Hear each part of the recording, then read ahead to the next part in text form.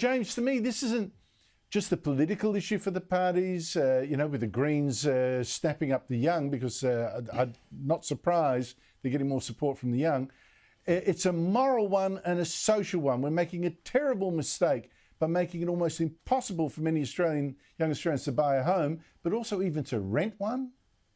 Yeah, the housing crisis, Andrew, is a crisis entirely of the government's own making. According to the IPA, last year was the first time in history that Australia received more than 1 million immigrants. And a recent poll by the IPA found 71% of Australians believe mass migration is making it harder, if not impossible, to afford a home. And clearly, they're not wrong. So this problem we've got is that the government seem to want to drive the economy through increased migration rather than increased productivity gains, which, of course, are far more difficult to achieve, especially if you want to appease unions. So I say again, we have a housing crisis, but it's not come out of nowhere. It's a crisis manufactured by the government, and that could be solved by the government if they just did something about migration.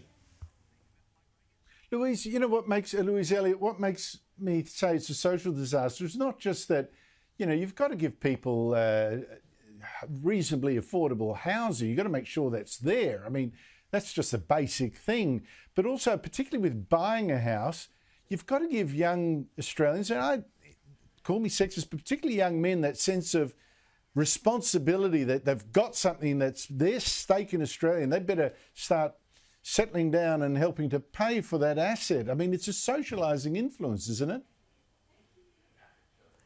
Yes, absolutely, and I agree. Anyone that wants to buy a house and is able and willing to work hard should be able to. It should be within reach. It should be achievable. And I agree, at times like this, it's not just more housing we need. We need more hospital beds, we need more schools, we need more infrastructure.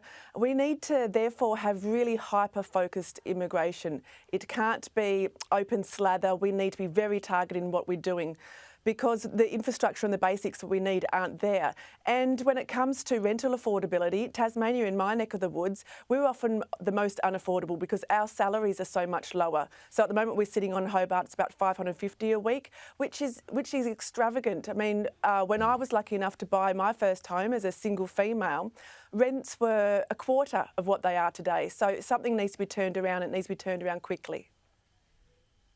Oh, absolutely correct. I, for the life of me, cannot understand why this Labor government has just slammed the door shut on this mass immigration until we've got enough housing for Australians right now.